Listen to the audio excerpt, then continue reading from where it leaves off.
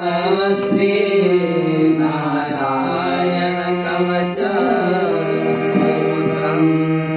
राजोवाच यया गुप्तसहस्राक्ष शवाहान् रिपुसैनिकान् क्रीडन्नीव विनिर्जित्य त्रिलोक्या बुभुजे श्रियम् भगवांस्तन्ममाख्याये परमनारायणात्मकम् यथा तथायिनः शत्रुन् येन गुप्तो जयन् कृते श्रीशुक उवाच मृतः पुरोहितस्त्वाष्ट्रो महेन्द्रायानुप्रेक्षते नारायणाख्यम् परमाहम् तदीहैकमनास्त्रिणो विश्वरूप उवाच दौताङ्घ्रिम् प्राणिराचम्य सपवित्रमुदन्मुखः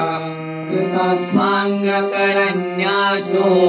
मन्त्राभ्याम् भाग्यतः शुचिः नारायणमयम् परम संनयेनमयः गते पादयोर्जानुनोरुर्भो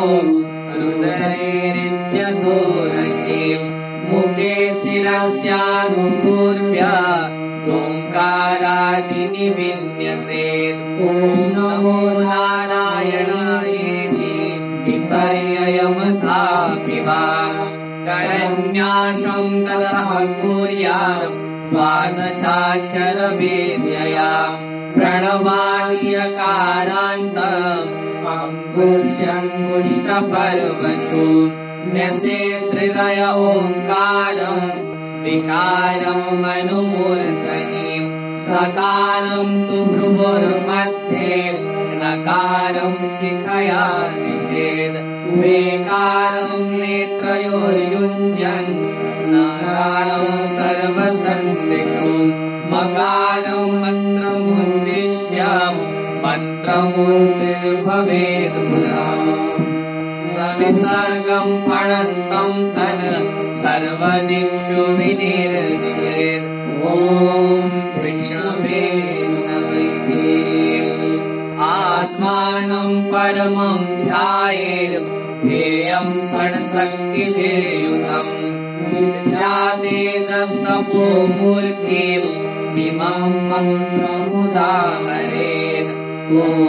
हरिर्विदधान् मम सर्वरक्षाम् न्यस्ताङ्घ्रिपद्मपदगेन्द्रपृष्ठे तदार्चरमाशिगदेषु चापम् भासान्तधानोष्टगुणोष्टबाहु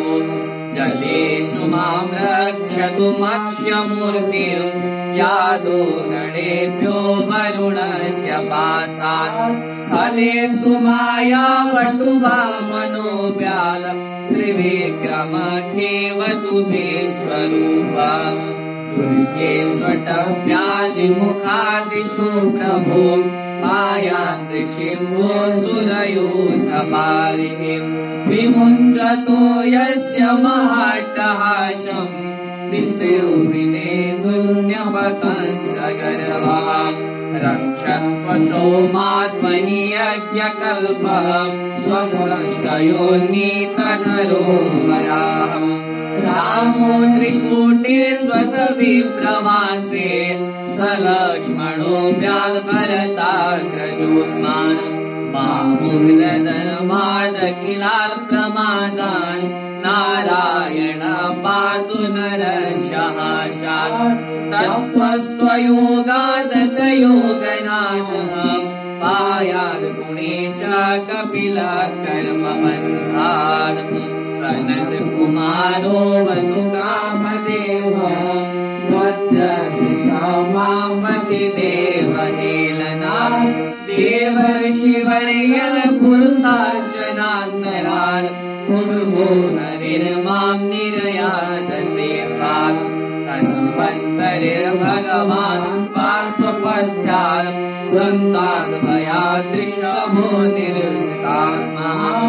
यज्ञस्य लोकादवता जनान्ता वलोकनार्धोदवसादयेन्द्रः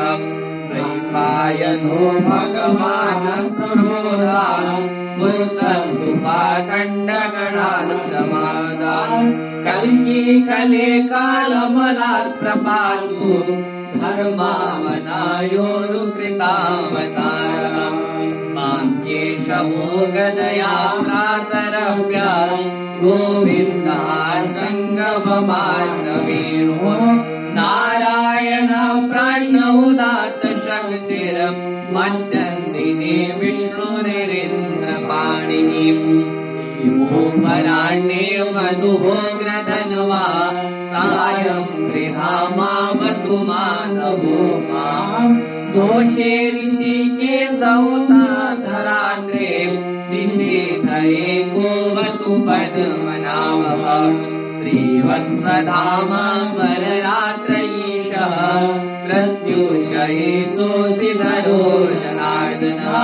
दामोदरो व्यातनुसन्ध्यं प्रभाते विश्वेश्वरो भगवान् कालं मूर्तिः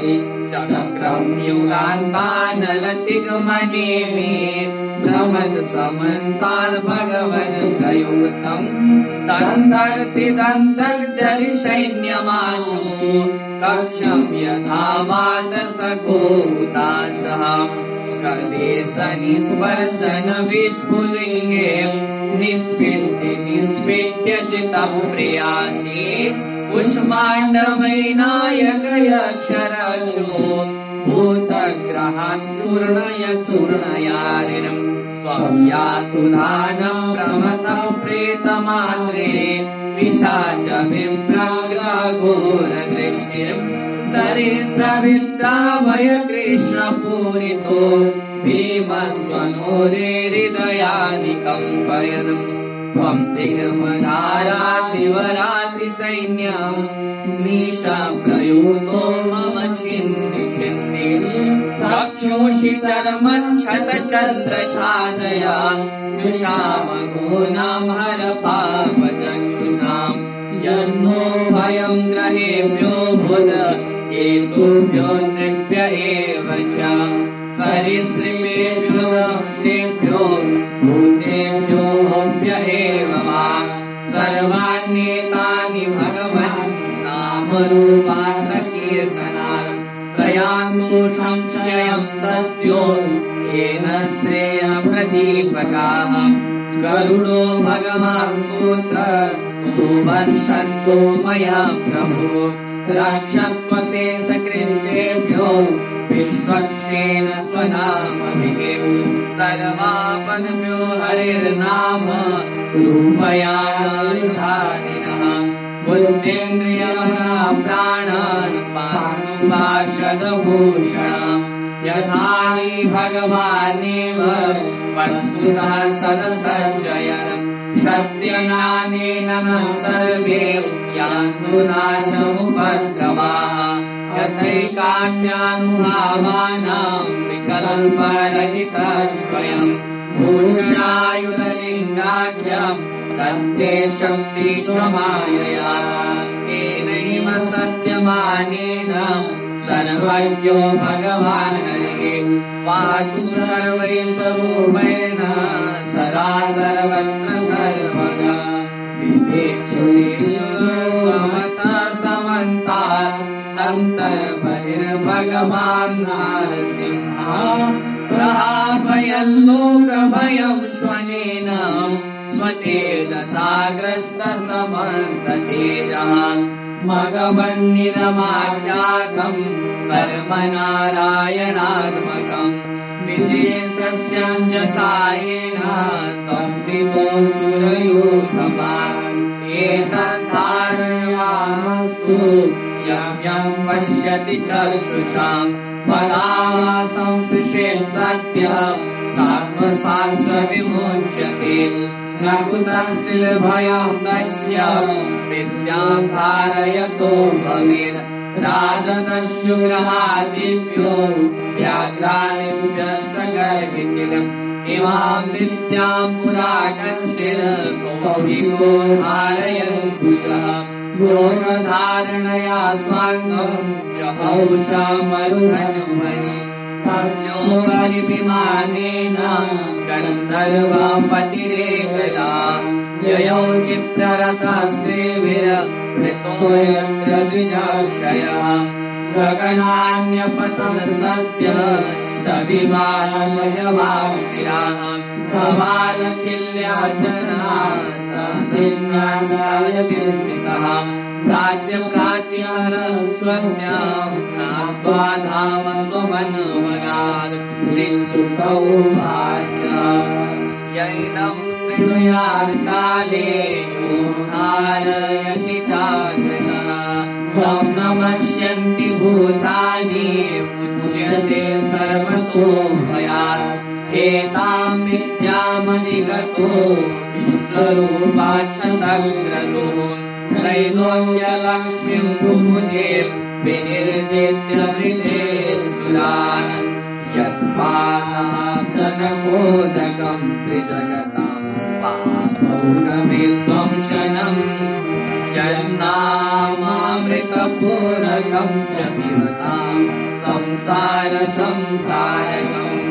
पाषाणोऽपि यदङ्घ्रिपर्मरजुषा सामान्मुनिमोचिता